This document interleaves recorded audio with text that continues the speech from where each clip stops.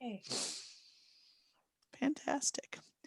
Well, I assume that we may have more people join us as we kind of go along, but welcome everybody. My name is Diane Bales. I am a faculty member at the University of Georgia in the Department of Human Development and Family Science, and I am one of the facilitators of this group. Kelly, do you want to introduce yourself as well? Hi, I'm Kelly Dulcimer. I live in Central Florida, and I am now a VPK teacher for our local county, and I am an adjunct professor at the University of Central Florida. And Diane and I are co-chairs, even though really it's not a co-chair job, it's a team job. We all work It definitely is. We have a lot of people who help us and support us. We're the ones who kind of maintain the communication with NAEYC about interest forums and those kinds of things. And I don't know how many of you have been part of the virtual conference in the virtual conference space. Some of us have, some haven't. There was intended to be a little bit more kind of communication among interest forums and with people interested in interest forums, and that part of the platform never worked. I was signed up to be the one doing text chats, and they never got that part for yesterday morning, and they never got that part working. So if anybody was looking for interest forum communication on the platform, on behalf of NAEYC, I apologize. That was not, there was intended to be more than there was in terms of that. So I don't know if we're kind of a small group. Do we want people to quickly introduce yourselves, or thoughts about that? We started it in the chat window, so if you want to launch awesome. Sorry, I was talking and I wasn't looking at chat. Stuff. Oh, fantastic. So we got a lot of people who are introducing yourselves in the chat window. So Faith, the media literacy education maven. I like that. That's a good name. Yeah, I love that. Awesome. So I do have an agenda that I'm going to quickly share. I'm not going to necessarily leave it up for the whole meeting just because I don't know that we need it up, but I did want to quickly share it just so everybody is kind of on board with our intention as far as what we're going to do. Now, this is a fairly loose group, and so if there are other things we can certainly make adjustments. We do have some reports to make in terms of some activity that's been going on in the interest forum over the past year since our last face-to-face meeting last year. Newly added to our agenda, as some of you know, the new developmentally appropriate practice statement came out or was highlighted and spotlighted at the conference, and there is a component of it specifically about technology and interactive media. I've pulled a couple of excerpts, and so I'm hoping we can have some conversation around that. Most of us discovered that this morning, so yeah, quite a big surprise. Those of us on this who have been sort of the leadership of this interest forum were not actively involved in the development of the statement, so we didn't know any more than the rest of you did that this was going to be incorporated.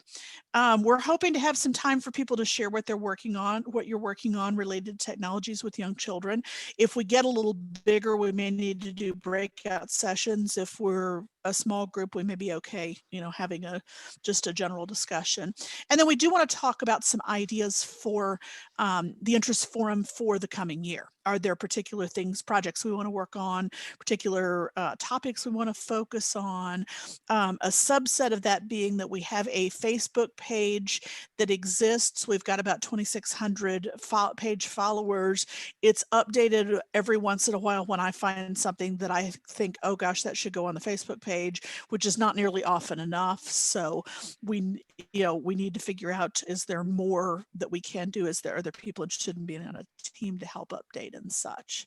So that's kind of our intention. And I want to start, I'm going to stop sharing the agenda. I'm happy to pull it back up if people want to see it.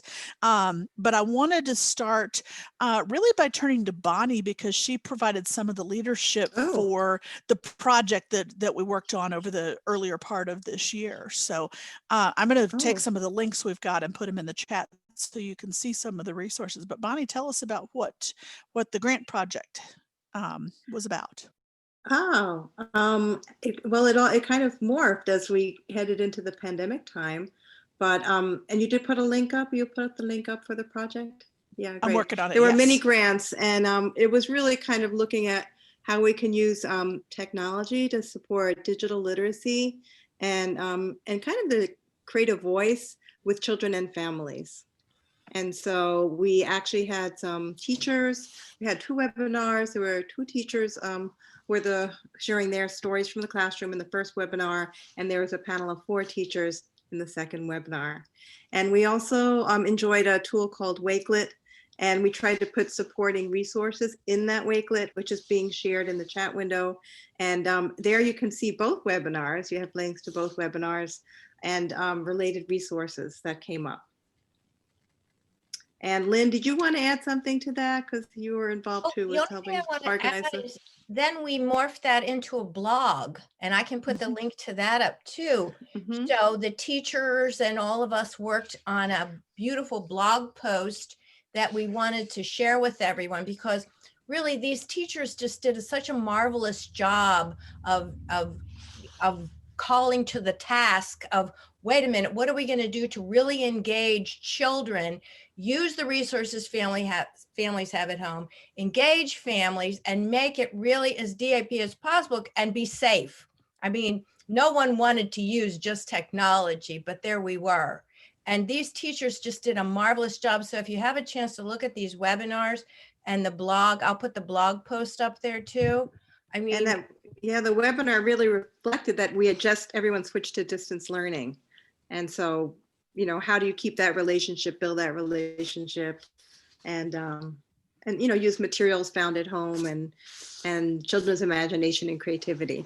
So, And if you're support that. looking, if any of you are teachers and are looking for innovative ideas, I was blown away. I was one of the facilitators of the webinar, and I was blown away by what some of these teachers were doing in terms of just the creativity, the use of real world materials as well as technology, the ways of really getting kids engaged, sending them outdoors. There are all kinds of just really neat kinds of projects. So I highly listening to those recordings is well worth the time that it would take to do it. And also in the Wakelet, we were interested in what's going to work. How are people accessing information? Is an hour-long, webinar too long? And so within that Wakelet, there are links to like a 10-minute clip or a 2-minute clip, or what is really going to work? What is the best kind of messaging for the people we're trying to reach, or for professional development? So that's always a topic of interest. If we have good information, should we be, putting it out there in multiple formats? And what are the people you work with, the students, the teachers, finding most useful?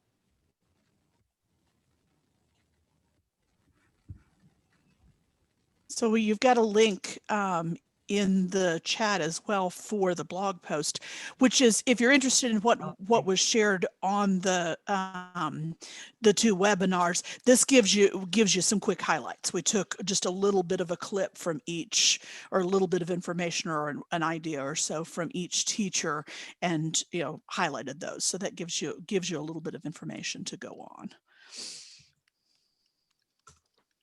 So I'm teaching a tech course right now, and in the journal reflection, I'm having my students write about the blog, and I'm really curious as to what they think. Is this useful? Isn't it? What's useful? What's not?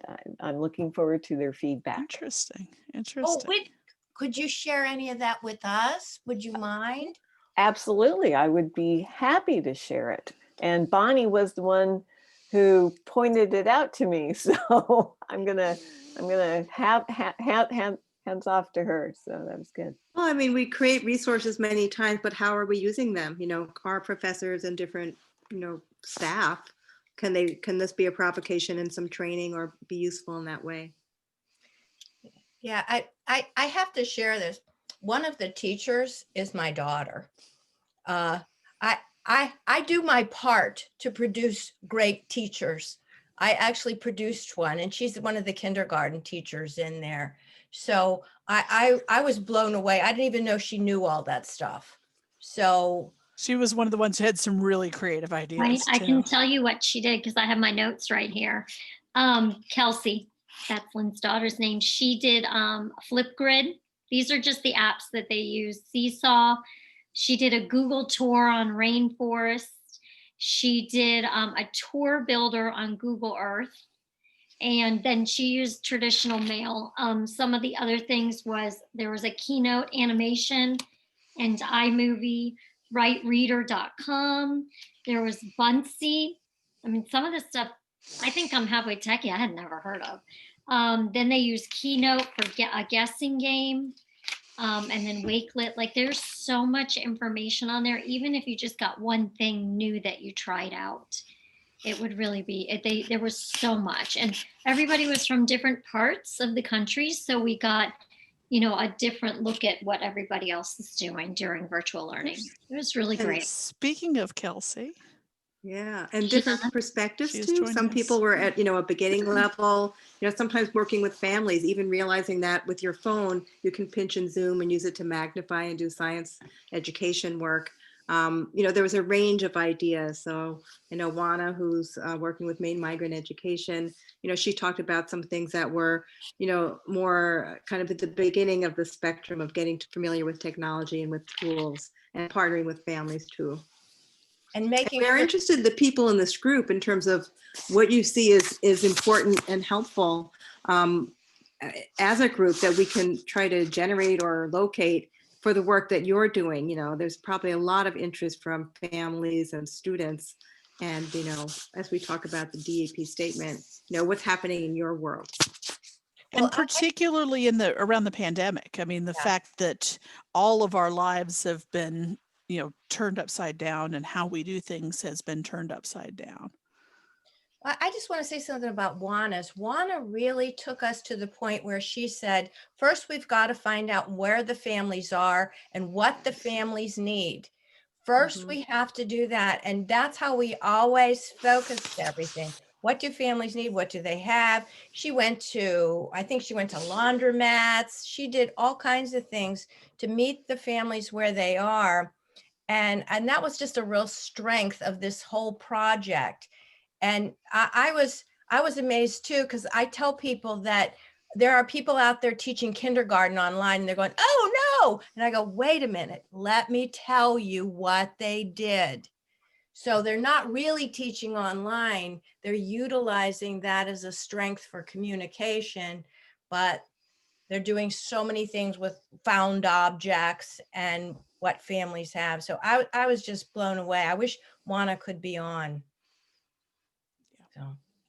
Well, in this age of the pandemic, as a grandparent and with friends also who are in preschool, I mean, you can do Play-Doh together. I mean, you can do, if you can't be together, you can play. I mean, you can build blocks, you can draw, they can be the designer and tell you which colors that they're having their snack. You can do all kinds of things that are playful, and using this as, a way to connect.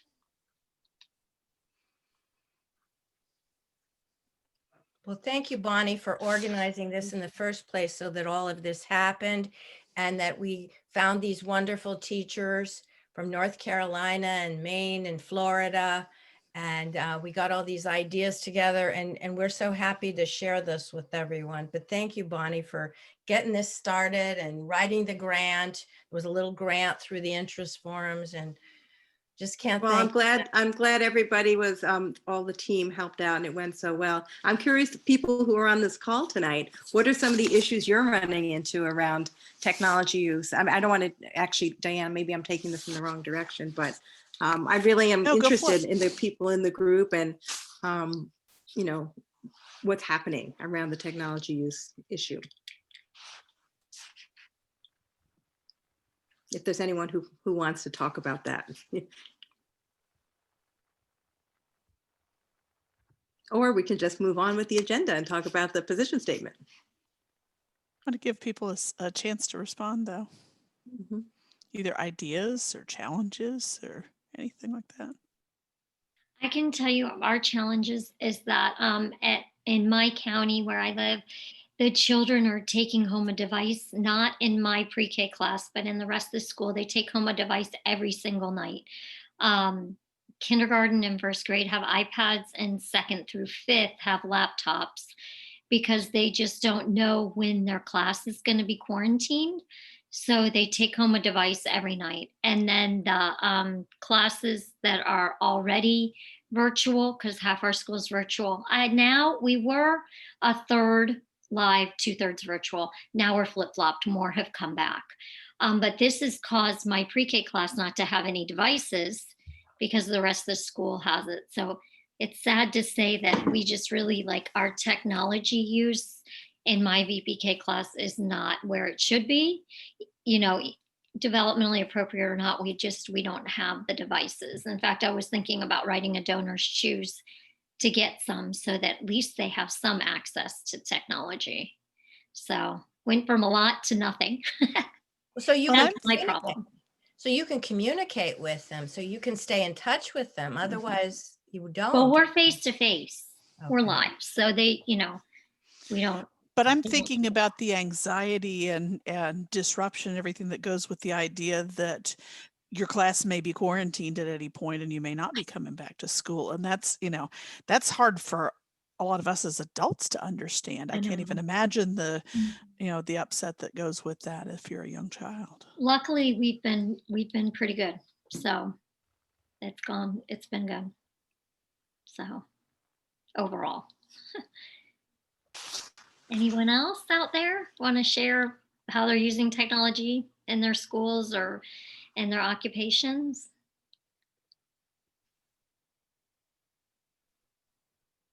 Well, I'll keep going. I teach at UCF, which is our local college, and actually tonight I'm kind of teaching. I'm doing both, and so a lot of my students, they're not allowed. Our big county in our area won't let them in the classrooms, but they'll let them be virtual.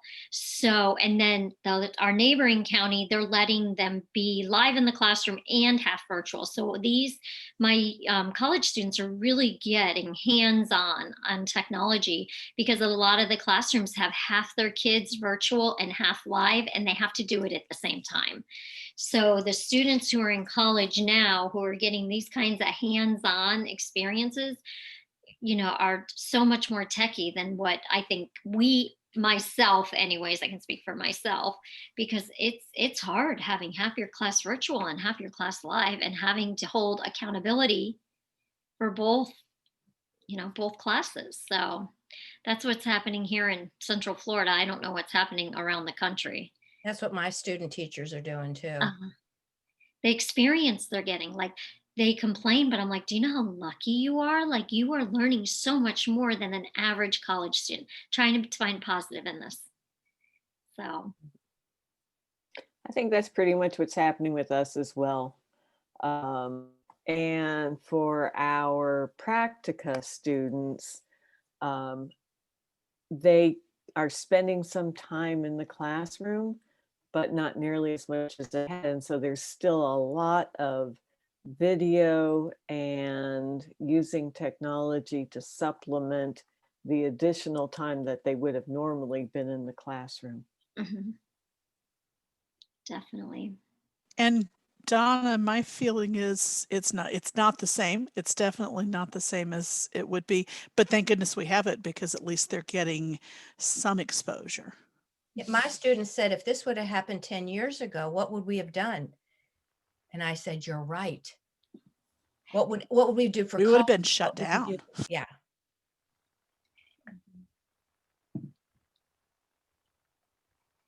Melissa's doing something interesting with robots. I don't know if you want to share. That's okay if you don't. You can just pass, but it just looks interesting.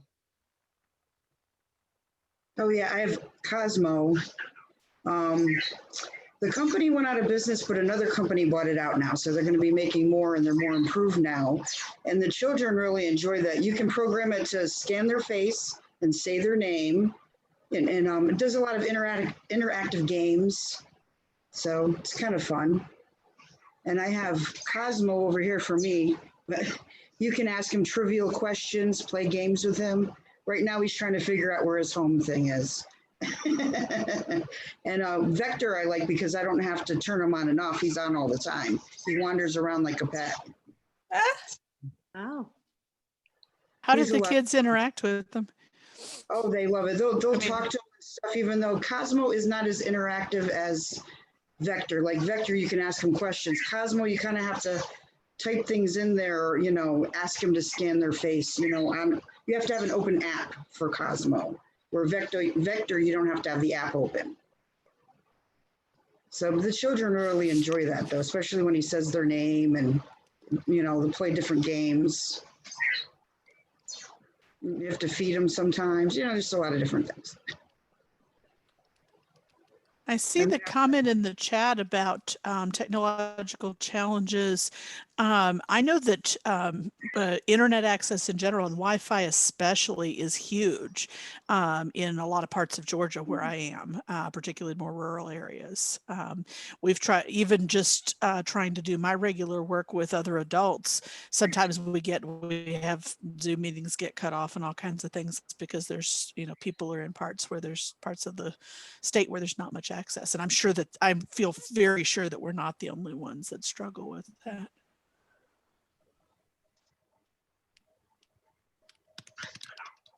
Other thought, other input, either Yes, issues or he does said that. yeah. Tahita mentioned about the internet access.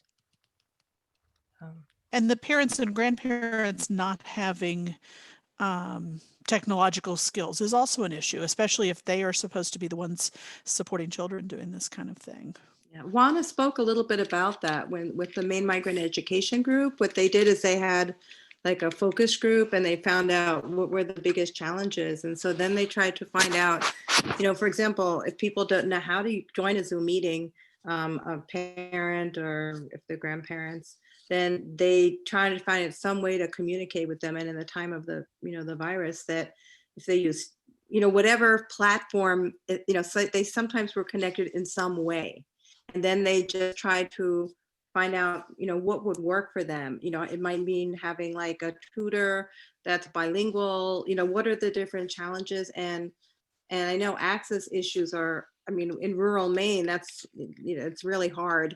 And they were, so, you know, if you watch the webinar, you can, or look at the blog post, I think there was a clip from there about access issues. So that is a big struggle. I think now the state of Maine has provided some of the families with devices that have hotspots in the Department of Education. So, And then, no, I think I'm glad you brought that up because it is a really important set of issues to be considered and and looking for solutions. and anything should be available in different platforms. You can't just choose something that's only good for Apple or only good for Windows. And it also has to be good for a cell phone device, or so that, because almost everyone has a cell phone at least. But the other thing is, I know a lot of these teachers are also driving around with bags full of cool things and going to each student's house, so that what they're doing online is using the cool things that they give them in the bag. So they're sort of supplementing anything that they might have at home and the technology with things they can do at home without the technology too. And I hear all kinds of teachers, I'm on all these blogs, and these teachers are driving around and with their mask and dropping off a bag to every child's house. This is above and beyond the call of duty. Right, and about the access issue too, I think that was one of the things Juana said with the cell phones, is that everyone seemed to have cell phones, but they tried to get funding to help them have adequate, you know, coverage, so they could have enough data plan, so that they could participate if there was limited data.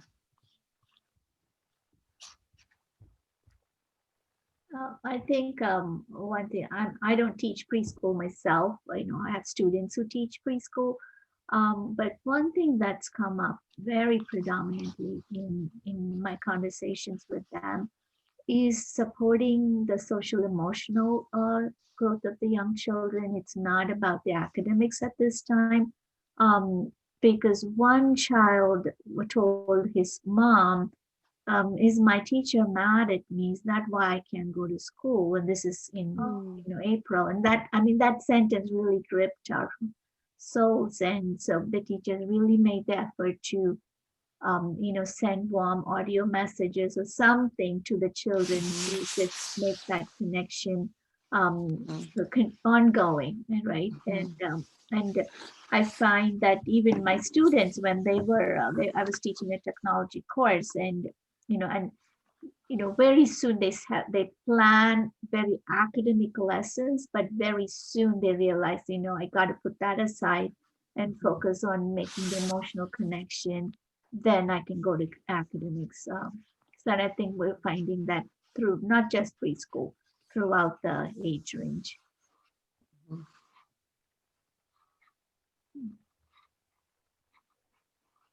Yeah, I ended up, for the first time, I gave all my students my cell phone number, my college students. I have mostly 18 and 19-year-olds, and I usually don't give out my cell phone number like that.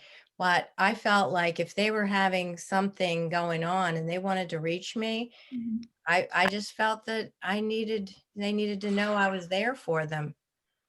So.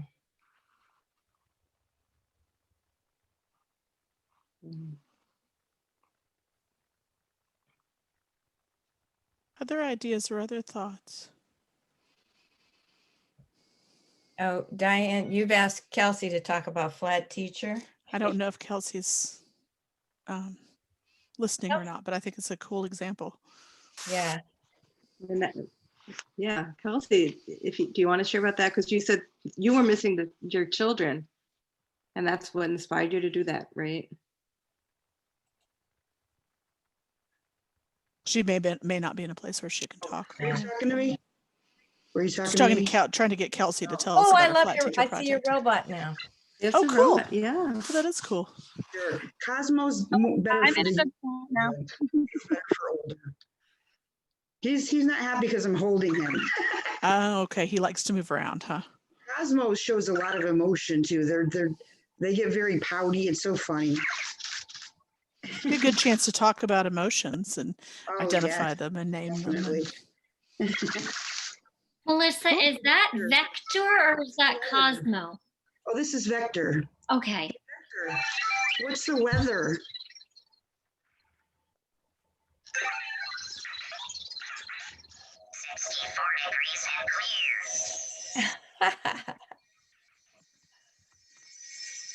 He does a lot of things, but that's what I do with him a lot of times.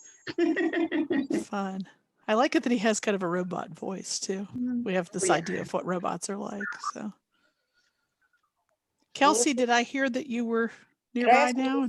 Oh, go ahead, Faith. Sure. Sorry, So- I was driving and I'm here. Don't wreck the car. Definitely don't wreck I the car. know. No, I'm in a stopping spot, so I'm good now. Faith, were you getting ready to ask Melissa something I before was going to Kelsey ask talked? Melissa something, but if this is a good time for Kelsey to talk and she's in the car, she should. So. Oh no, I'm come back. done. I'm not in the car anymore. Oh. I'm So, in my. Melissa, I had a question about your using the Cosmo with the kids. Sure. Are there discussions with them? And if so, what kind of language do you use to help them understand that this is a device that's connected to the internet? Right? If it can answer questions, then it's got to be connected, right? Oh, well, this is a different one. This one I don't bring Vector in with the children. I bring Cosmo. And he has I have a tablet. I open up the tablet so they know I have to push things on the tablet first. And it's usually a small group. And they're like, make them say my name, have them say my name. So we go through and I have them scan their face and say their name.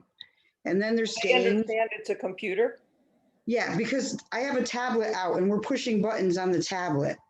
Like make them make the sound of a chicken. Make them do the fire truck. They'll request different things that they want them to do. Okay. They have a lot of fun, and it's a small group, so. How much is it?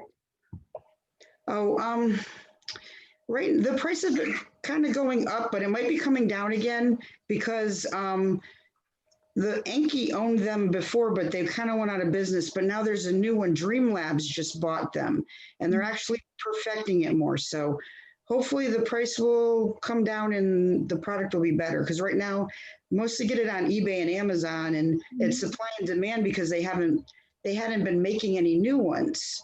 So, and everybody kind of wanted one still. So if you wait a little while, you might get a better product for a cheaper price. Thank you. No problem. Thanks. I can show you Cosmo too. I'd have to go get them. I'm sorry, did I miss Kelsey telling us about the flat teacher? I'm interested in that. Kelsey? Kelsey, can you tell us about Flat Teacher? No, here we go. And if you see behind me, there's my classroom. I don't know if anybody can see behind me, but Yeah, We can see. yeah, so that's my classroom. So what I did for my families is, and we made slime together too. I gave them a flat version of my Bitmoji. And so each week through Seesaw, I've been giving them like little activities to do. So one of the writing like for example, we learned how to make a how-to story in kindergarten, and I had them brainstorm with their flat teacher. So they went on to Seesaw and they made a video of themselves making something with me. So they positioned me sitting there, and one of them was talking to me and saying, okay, Miss McCall, this is what you do first. And they're looking at the flat teacher. One of them made eggs for me, which was pretty cool. So like she got the stove, like she was on the stove, and it was pretty cool.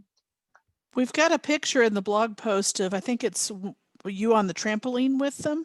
Flat you on the trampoline. Let me pull that up and everybody can see. Yeah, I did that was over distance learning. So what I actually did a snail mail with them, which they were very surprised, like excited about. I actually sent it to them in the mail. that's too fun. Yeah, and so I sent them seeds too. And the one in the corner, we did a virtual movie night together. So they were distant, but we were all watching a movie together at the same time over our conferencing platform.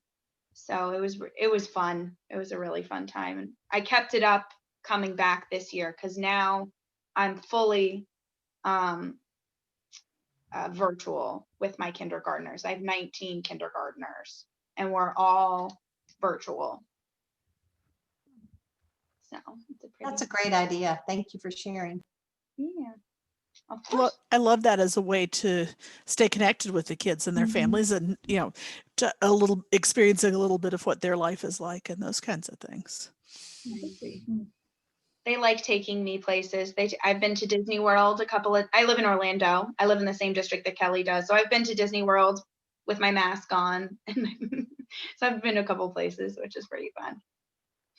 Does Flat Teacher have her own mask?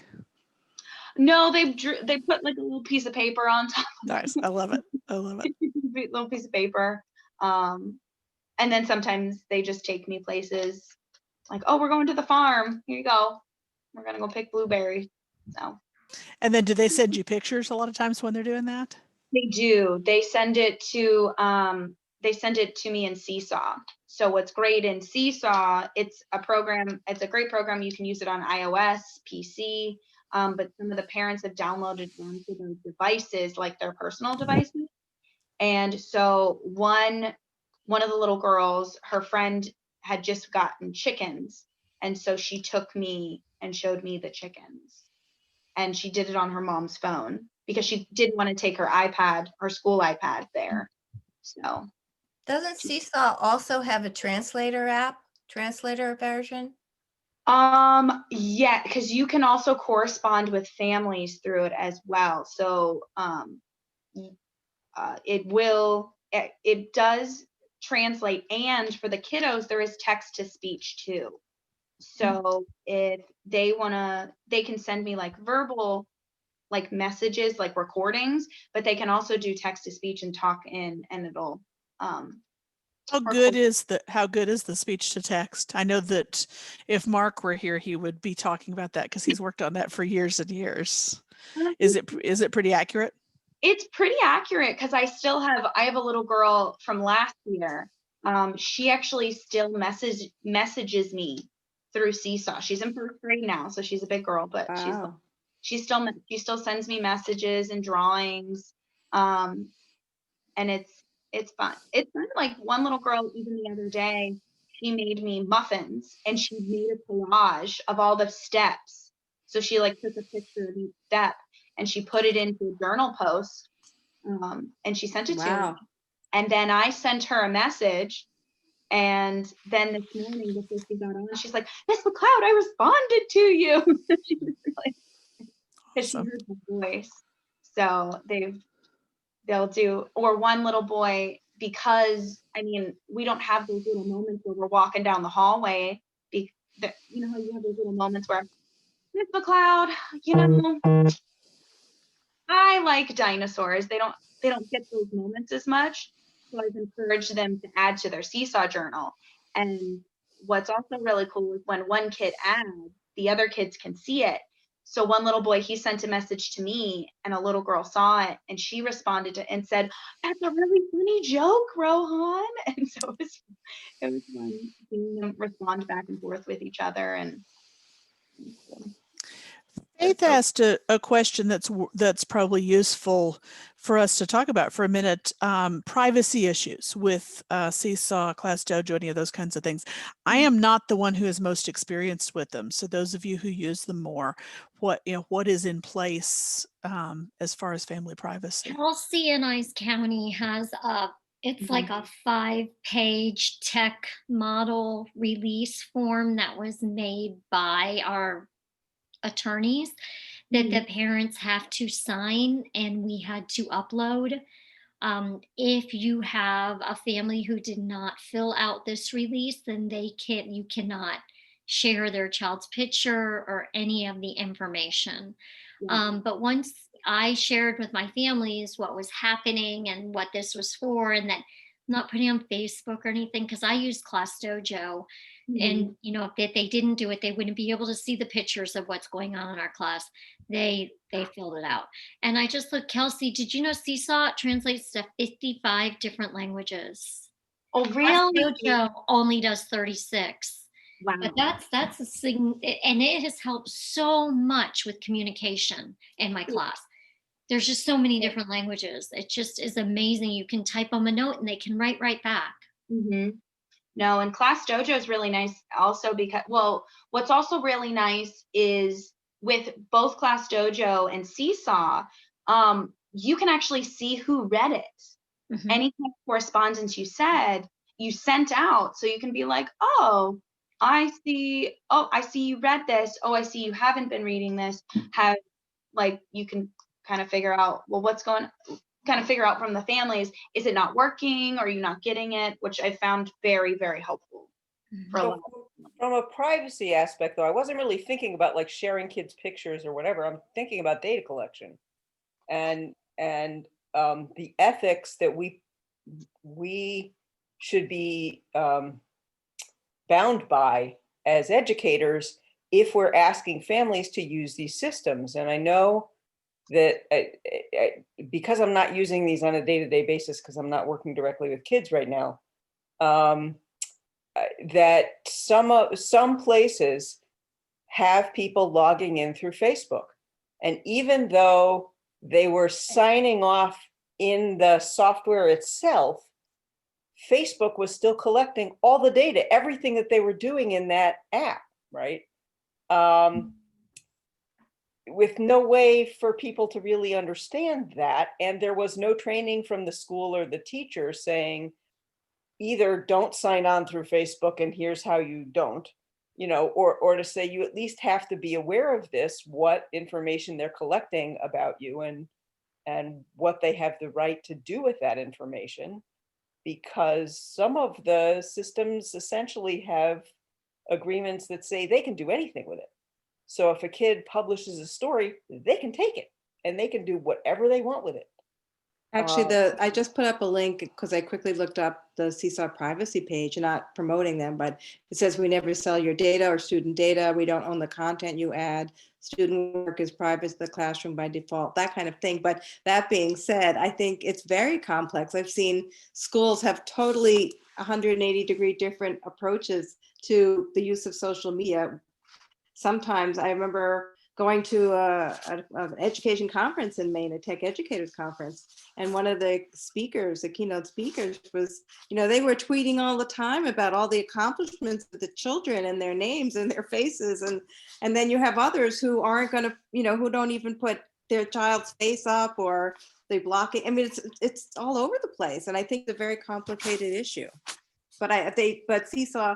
So maybe one of the things to be sure about is a platform that you're using. What is their privacy statement? And as Faith was saying, what should you be looking at when you study their privacy statements? In our districts, I don't know, something must have happened. And then all of a sudden, there was all these messages going back and forth that you got to put a privacy wall, because you're just looking into everybody else's homes, right? But then if you don't have an OS that's updated, you're not going to be able to put one of those fancy,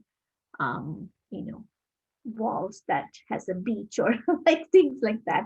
So that was I think, it was more of a problem. I don't know the solution, but it just occurred. Would have thought about that last year, but no. Faith, did you have some additional ideas for guidance? I mean, it's so complex, Well, right. I mean, you can't put out a set of instructions for every single different app or platform that people are using. It's just, and district and situation and all of that. But I wonder if there's guidance, we could kind of crowdsource in this group, not right now, but, as a project, to say, so when you're choosing between apps, here are the things you absolutely should look for, and it should be in readable language for normal people and not longer than 2 pages, and really not longer than a page if you can do it in that, but and have it include things like, are you getting to this app through another app? Because I think most families don't even understand that process, that they kind of open up their device, and if they're using a particular browser, so if your default browser is essentially Facebook, then Facebook, well, they say they abide by certain privacy things, they really don't. And that we have an education job, I think, to do in helping families understand what to look for in terms of preserving their own data, let alone I think they get the sharing stuff about pictures, and and that kind of stuff. But the data collection is all behind the scenes. I think most people kind of don't understand that. And I think it would be really helpful for an organization like this, maybe with NAEYC's premature on it, to say, here are the 10 things that you absolutely should look for when you're using these kinds of ways of staying in touch. Well, and I know that with Facebook login specifically, it's kind of marketed as, oh, it's so convenient. You don't have to have a separate login and you can just use this.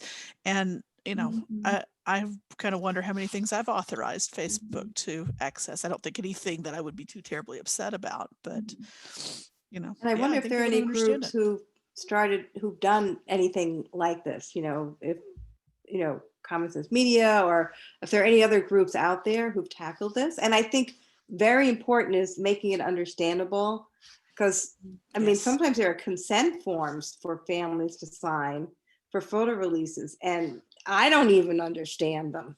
Sometimes they're so complicated, they just make them very complex. So yeah, I'd be curious if you think maybe we should see if there are any groups who've been looking at that too.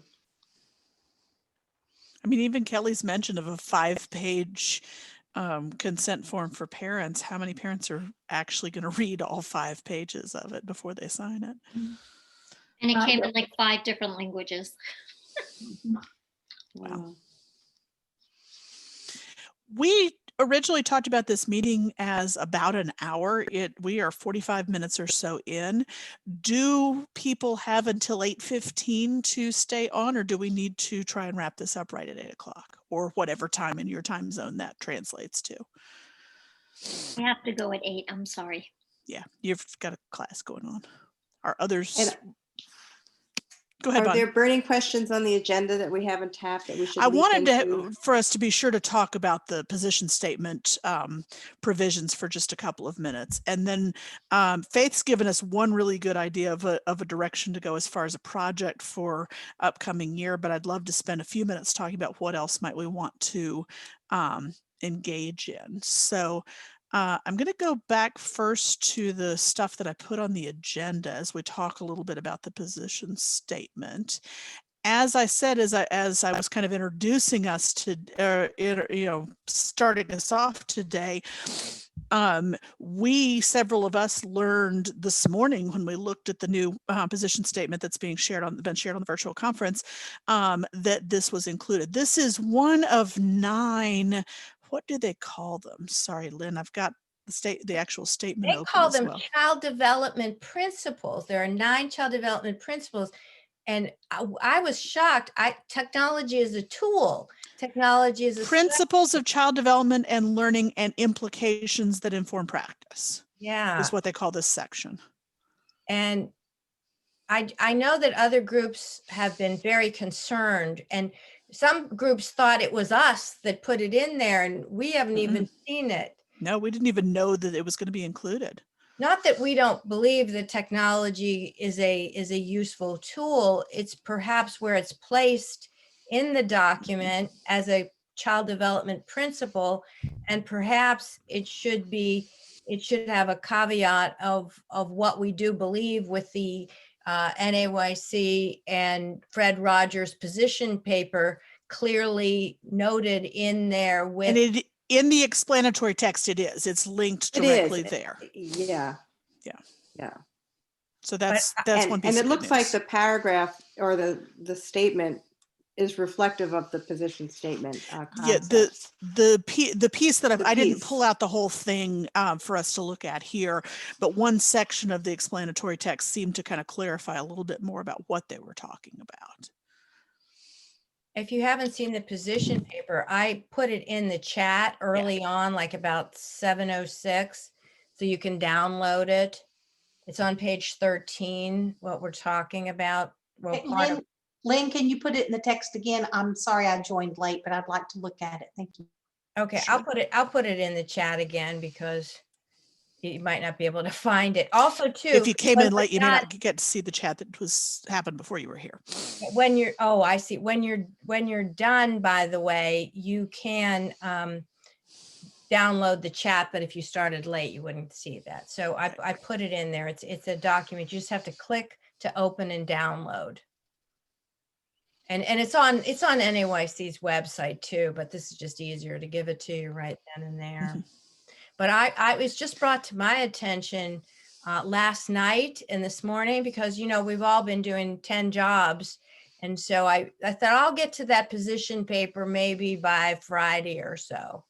Well, and I have to look it over because it is new to me, but I don't know if it's a principle related to learning. That's different than if it's the principle of child development, because as we know, it is a tool. And however, it's certainly everywhere, and we want to harness it appropriately for learning, which I think was the intent of the comments on page 13. So I have to go back and look and review the whole document, but that was my impression. And people who are extremely familiar with the document may be able to jump in here. And I don't know if anybody who's here had a part in development of this. I quickly looked over the list of people who were on the revision team.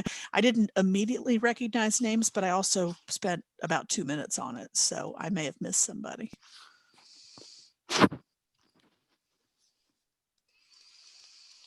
is there still a chance for it to be revised again, or is this a done deal now? Do we know? I don't know. It seemed to be rolled out as if this is the position statement, but I'm not entirely sure of that. Could have been a launch, actually, you know, because it is. I mean, that was kind of the feel of it. been. It was the launch of here's what it is, but.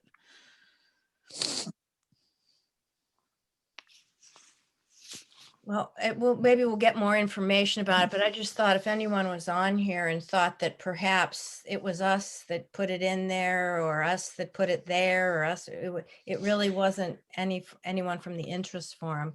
And so And it may be an opportunity to educate is the other thing that, you know, that's one of the things we may want to work on, you know, in this upcoming year as well, is educating people about, okay, this is included. What does this mean? What doesn't this mean? You know, some of those kinds of things. Right. It is a tool, and like all tools can be used appropriately to support learning or actually in detrimental ways, and I think families are looking for guidance. I wish there was a lot more available for families on appropriate technology use, because people have technology and families have technology and they think that, you know, it can help children learn, but they're not sure actually how that happens and what that looks like. Jean has something to say. Hi, Yeah. so I'm Jean. I'm director of the Children's Screen Time Action Network, and our home is at Campaign for Commercial Free Childhood. We have a fantastic resource library. We have a lot of early childhood educators in the network. I'm going to put the URL in screentimenetwork.org. There's a lot of information from defending the early years in the resource library. We also welcome any resources that this group would love to share with the network. Membership is free, and we have an early childhood work group as well that produces resources. One of the best that they've produced is called the Screen Aware Early Childhood Practice. And it's fantastic because we're not anti-tech at all, but it talks about developmentally appropriate ways to use it in the classroom and which ways are not developmentally appropriate. And we were just a little concerned about the statement because we were wondering if, because of ABC Mouse and the fact that NAEYC has those big kinds of supporters that are ed tech, that maybe that had an influence on adding that statement. I would be inclined to say, look at the position statement and the follow-up 5 years later, because I would the tech presume position that, statement. Yeah, the NAEYC Tech and Young, Technology or Media, it has a long title, position statement. Yes, like and then the follow-up in 5 years, which we really looked at research, and I think that is probably informing the guidance, because I read page 13's statement, and technology is everywhere. And it really can be used to support play, creative thinking, storytelling, things that we believe in, relationships, social emotional development, or the skill and drill things that you're concerned about, which may, in some cases there are teachers blankly at the screen, sometimes it depends on how comfortable teachers are with their own teaching, whether they want something very narrow that's a skill-based use, or if they can take something like an open-ended app and use it in a lot of different creative ways. So, but it seemed to me that the actual statement that I read, and I didn't read the whole thing, but on page 13, once it was brought up, is reflective of the ideas in the position statements that came from NAEYC, which had years of discussion. Is that what you thought when you looked at it, Jean? Yes, so used responsibly and intentionally, I'm just pulling up what I read today. Technology and interactive media can be valuable tools for supporting children's development and learning. We were happy with that statement. But just as talking about technology as an essential building as block, a child development principle. That is we're not a little happy unusual. So wait, I didn't read the part out. It's an essential building block. I think it can increase access to learning. It can be a learning tool. That's the section of the position statement, the DAP position statement that it's in, though. I've heard from another group last night too that's concerned of where it is in as one of the 9 principles. And again, we haven't even had a chance to look at it. We do certainly support appropriate uses, but we're not sure how it got there, what the context is or anything. And Does this group meet regularly like this or only in the forum? We have talked about We it. have on and off. We Yeah. have had years that we've met, 3 or 4 or 5 times a year. We've had years that we've not, and several of It would us, be it great varies a to little be bit. able to explore this a little bit more. yeah, I think it'd be several of interesting. us, I'd like to play devil's advocate on this a little bit, maybe not even so much Please. devil's advocate, for but it, what really please. is, which is, why shouldn't it be, an essential component? It is absolutely an essential component of all of our lives. Mhm. And, to me, it's as essential as learning literacy. So it's now, I take a little bit different than it's not just about using technology. It's about being literate for a digital world, which includes using technology.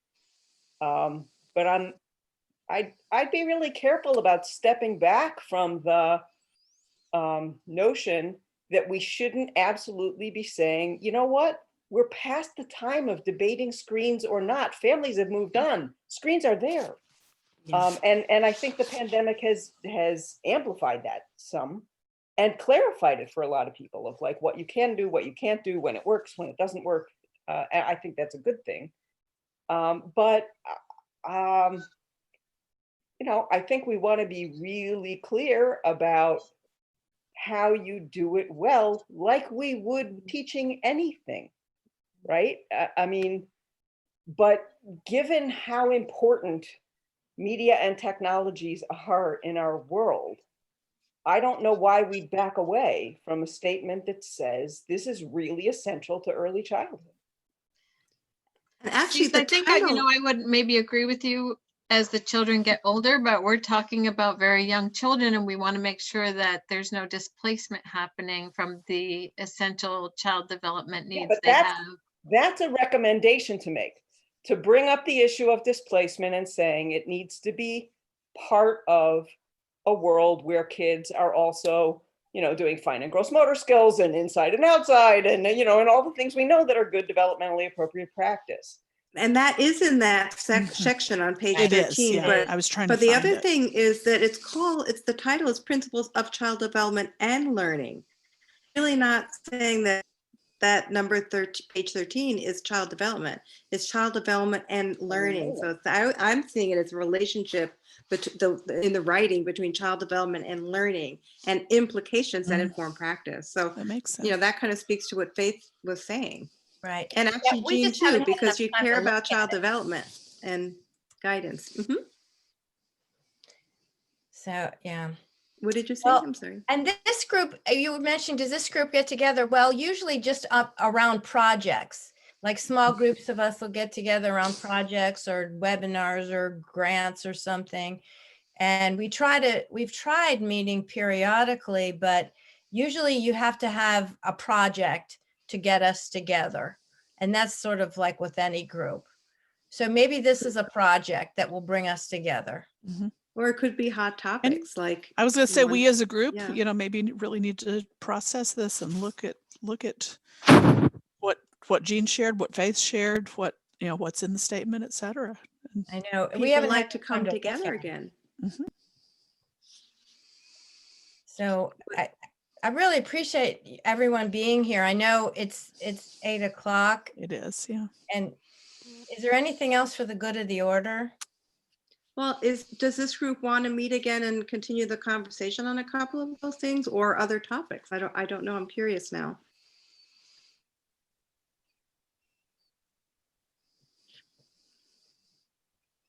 Well, I'd We say started a good conversation. We have started a good Okay. conversation. Yeah, we should try, and then maybe there's some others who couldn't join today could go jump in. Well, I will certainly send out as a follow-up to this a link to the recording in case anybody wants to, listen in and hear the conversation we've had so far. And then Anybody who is interested in helping plan next steps, I'm sticking my email address in the chat box. It's pretty simple. Feel free to email me. Feel free, if you know somebody else in this group better, if you know Bonnie or you know Lynn or you know Kelly or you know Jean or you know Faith or anybody, and you want to email them, that's fine as well. It doesn't necessarily have to be me, but just stay in contact with us and let us know if you're interested in continuing to help us have these conversations. And actually, if there are issues that are really burning that you want to talk about, look at NAEYC Hello as an option to start a conversation, and maybe let Diane and Lynn know, or they can put it through the Tech Interest Forum group through Hello, and we can do it that way I think as well. if you post something on Hello, you can choose the Tech Interest Forum group as another place where it is posted as well. Okay, so fair enough. Yeah. I guess our next meeting, we could post on Hello and say, hey, does anyone want to get together and talk? And or we yeah, could, post on Hello and send out the announcement like we did for this one through the Interest Forum group, And seeing who's interested. And I think it was good you asked if anyone had questions coming into it. That was good. Yeah, our problem is our time. Our problem is everybody's problem is Okay. time, and we know that. Yeah. Getting everybody together is a challenge. But Thanks everyone who's joined in. absolutely. I'm going to stop the recording because I think we're kind of at a concluding place. I'm saying